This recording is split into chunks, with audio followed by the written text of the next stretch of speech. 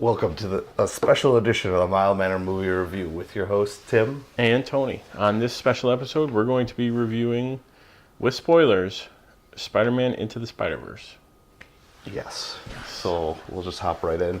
Yeah. Hopefully the sound is getting picked up. Yeah. I mean, we could probably do like a couple minutes, stop it, and then do it again. And then do it again. Just to be and sure. then we can combine them. We'll combine them all together, yeah.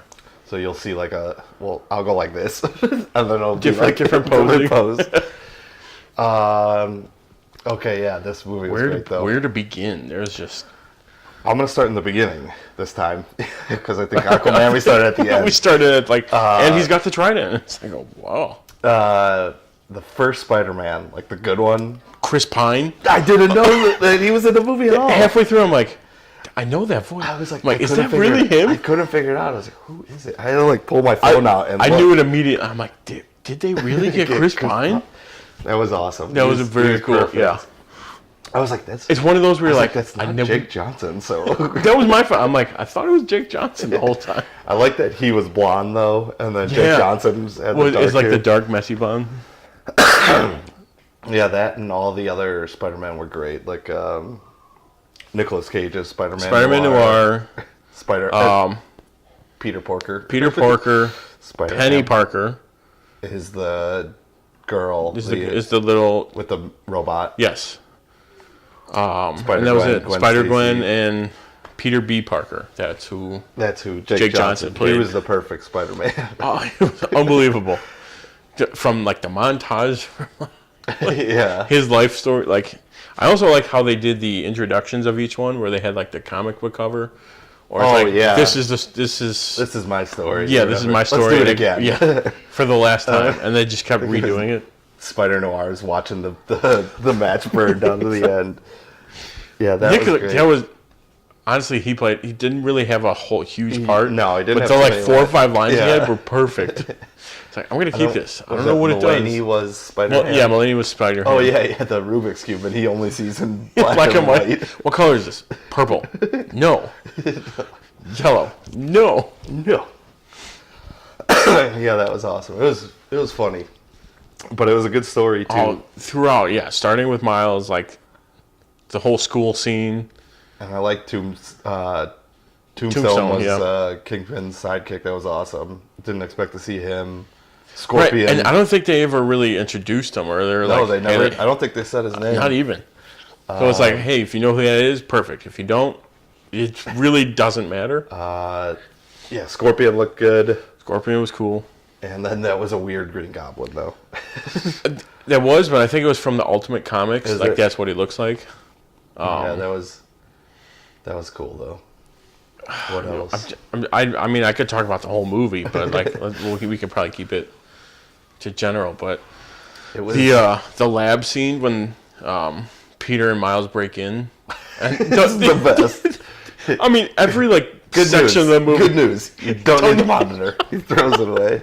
Which is perfect because as I'm watching it, I'm like, why did he take the monitor? You don't need that. You don't need that. First, good news. You don't need the monitor.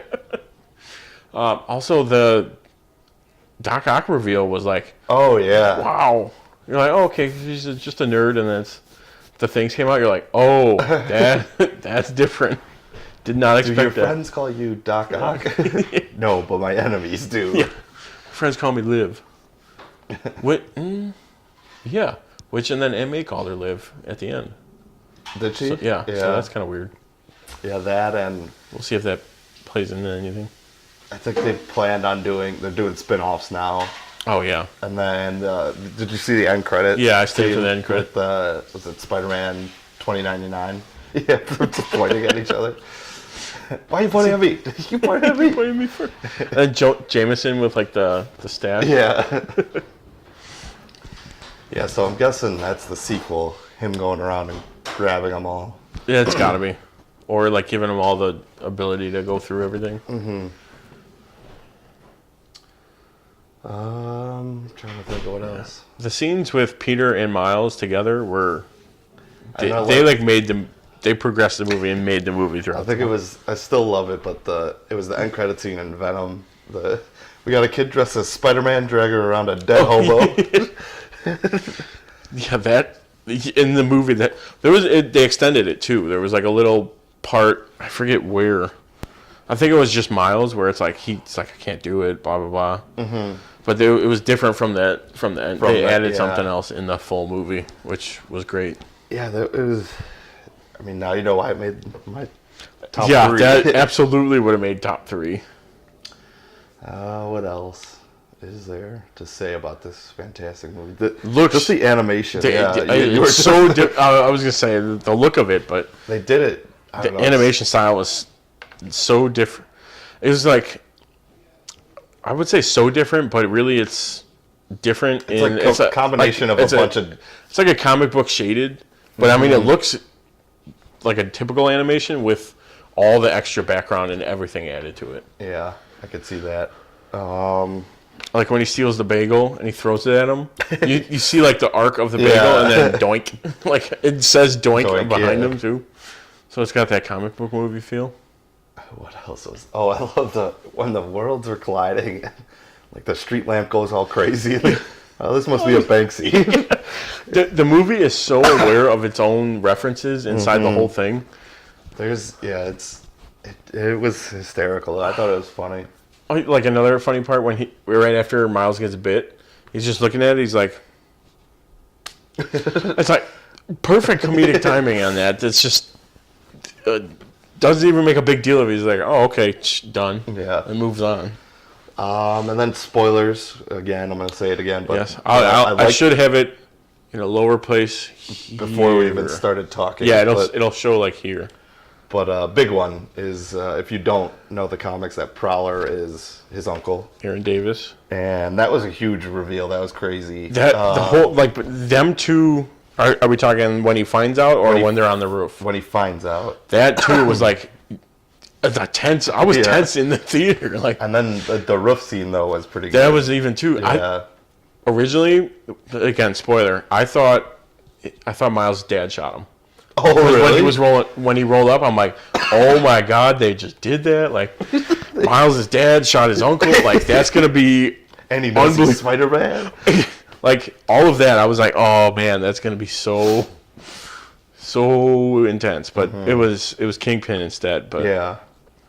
Also, I loved how Kingpin looked. Just how'd he fit in the cars? He just kind of like apparated out of it. Just took out the whole inside of the car. Apparate, and it's kind of like with the shirt. I didn't even do that on purpose, but yeah, he did look just like the comics. It was just it's just like a huge square rectangle, like the '90s. He was massive in those. Oh yeah, that was.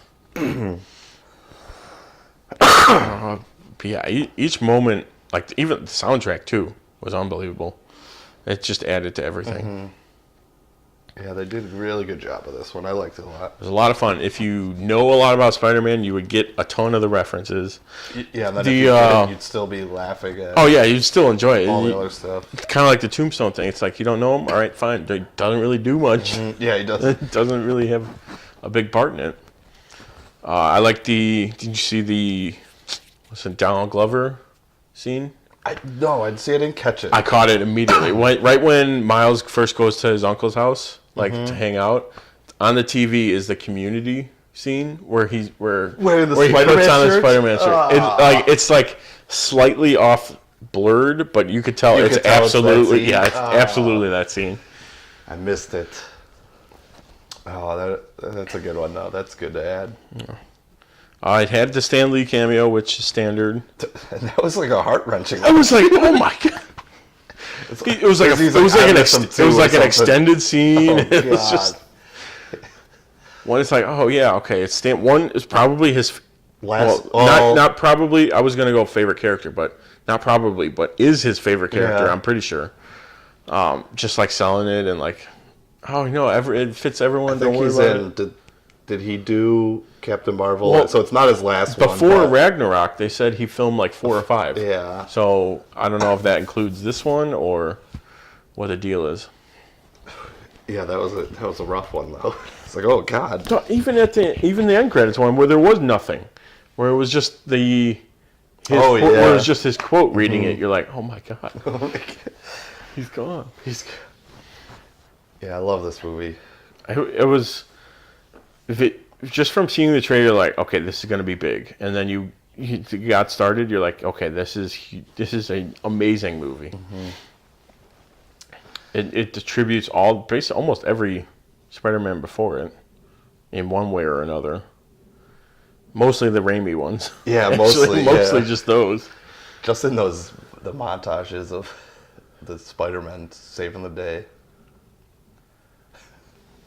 I mean, I loved, just they did a really good job. The background stories, doing like the comic book, right, like introducing you to each character.